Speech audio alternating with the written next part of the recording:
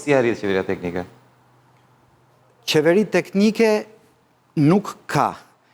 Qeveria teknike dhe çdo gjë tjetër, do më thënë, ka dy opsione. O protesta dështon, o protesta ka sukses. Protesta ka sukses kur rrëzon kreun e piramidës. Po që...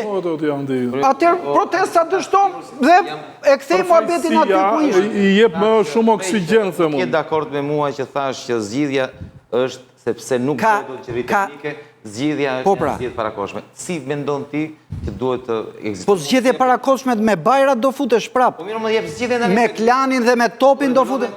Protesta do vazhdoj 1 muaj, 2 muaj, 3 muaj, do arrihet qëllimi i parë, se protesta ka një qëllim të qartë. Do reqja Edi Ramës. Çfarë do ndodhi?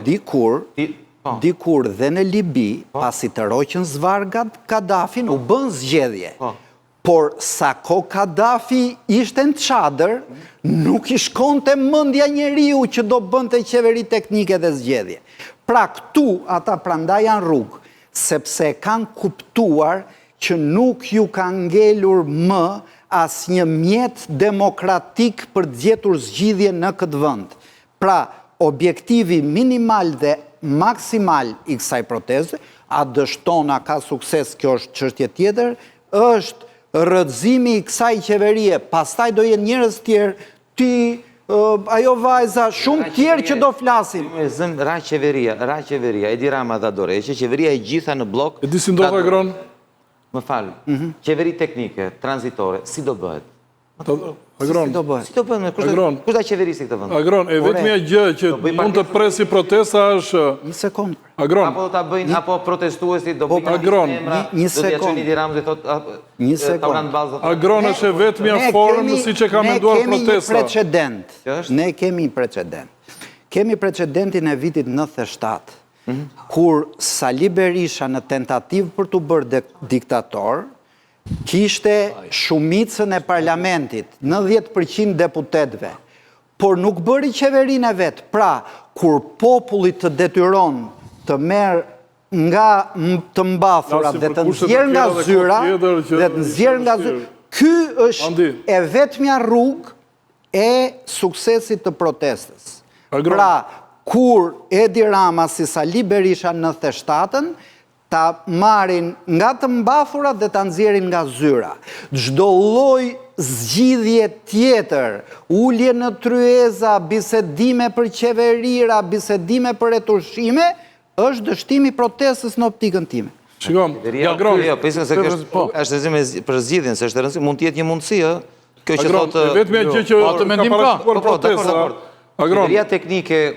Agron, më lejo një minutë... Unë se kam për shembull.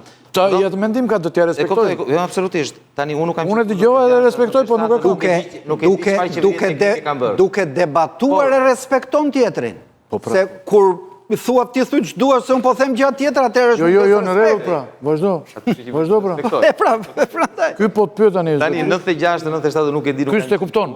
Por nuk e kuptoj se si mund të bëhet një qeveri teknike nga deputet dhe nga një parlament i kontrolluar për pjesën më të madhe nga protestusit në Tunizi, kur e detyruan Mubarakun atë Ben Alin të marrë avionin të ratiset nga vëndit cilin e mbante në zgjedh, nuk kishin debatin do bëjmë qeveri teknike apo zgjedhje pas 6 muajsh. Do detyrojmë diktatorin të zhduket, pastaj bëjmë bisedat e tjera. Kemi dakord në Orlandi. Po kaq pra. Po diskutojmë këtë. Ne të gjithë jemi dakord që Edi Rama duhet të ikë. Kjo është Po këtu mbyllet protesta. Po këtu mbyllet. Dakord. Ajo që po kërkoj të them është s'ka debat tjetër për këtë protestë. Unë jam dakord me ty. Po ne po shkojmë për tej, tani po themi, qëfar do ndodhi pasi Edi Rama t'iki?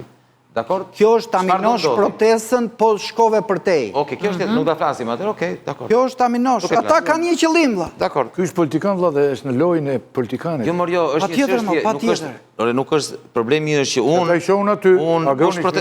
kush proteston, e di se ta them, kur unë jam në protest, njerëzit nga protestuesit duan thjesht ikë Edi Rama. kur vinë tek unë, më pyesin, më thonë Agron, që do ndodhi pas? Ti po të flisje me Sofo Lazrin dhe me Azem Ajdarin, Sofo Lazri të duke si Einsteini, Azem Ajdari duke si analfabet. Po koha ishte me Azemi, nuk ishte me Sofon. Pra nuk ka rëndësi sa njerëz zgjuar janë në një krah, e sa njerëz të pandritëshuar janë në një krah. Punash nga cili krah është e drejta. Mendoj unë. Unë mendoj që Azemi dinte më shumë se Sofo. Këtu ndajemi. Jam i bindur. Këtu ndajemi. Azemi edhe pse ishte një studios, ndjes pastë, e të gjitha.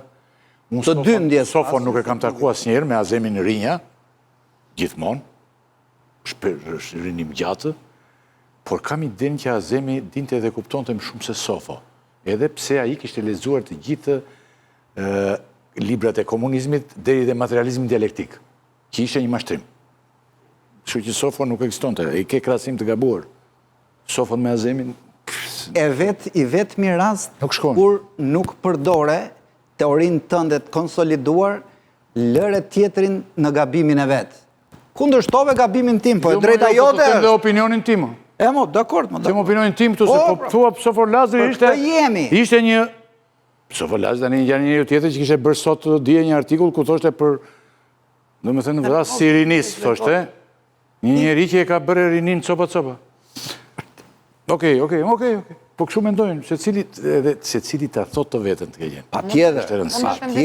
Urdhro? Andi, unë nuk mendoj që është kaq e relativizuar çështja që ka lidhje edhe me ndryshimet që bëhen në ligjin për zonat e mbrojtura, edhe në ligjin për mjedisin, edhe në ligjin për investimet, sepse ne jemi në një proces. Këto, patjetër, unë duket se kur e shoh se një gjë shumë të mirë, në momentin që kjo vjen edhe si pasojë e procesit të protestës, sepse e shoh se një shenjë maturimi kur një qeveri reagon edhe ndaj kësaj gjëje. Nuk ka reaguar. E para, po them, është tek rezoluta e Parlamentit Evropian, është detyrë që ligji i investimeve duhet të vijë në linjë me atë që kërkon Bashkimi Evropian. Deri dhe të mbështet dhe të ideja që është ndërkombëtarizuar shumë si ngjarje për shkak të Donald Trumpit, po ngjarja shumë e madhe. Janë 4 amendime që kanë ardhur nga Bashkimi Evropian. Shumë e madhe dhe ju nuk e shihni. Dhe për këtë arsye them, duhet relativizuar Iris, duhet ta lexoni. Patjetër, dhe unë prandaj them, duhet lexuar shumë mirë. Po pra, përpiquni ta lexoni. Kjo është absolutisht një kamban alarmi dhe qeveria duhet ta lexojë në mënyrë jashtëzakonshme. Shtoj kësaj po të them, edhe amendimet dhe pjesën e procesit që tije në proces integrimi dhe përafrimit legjislacionit, ky është një proces që do ndodhi në mënyrë të padiskutueshme dhe nuk mund të relativizojmë dhe themi që do ndryshojmë një ligj këtu, do ndryshojmë një ligj atje. Se nuk funksionon dhe nuk është kaq e thjeshtë në fakt procesi për të hyrë në Bashkimin Evropian. Ka lidhje bashkimi? Jo, kjo ka lidhje me Bashkimin Evropian.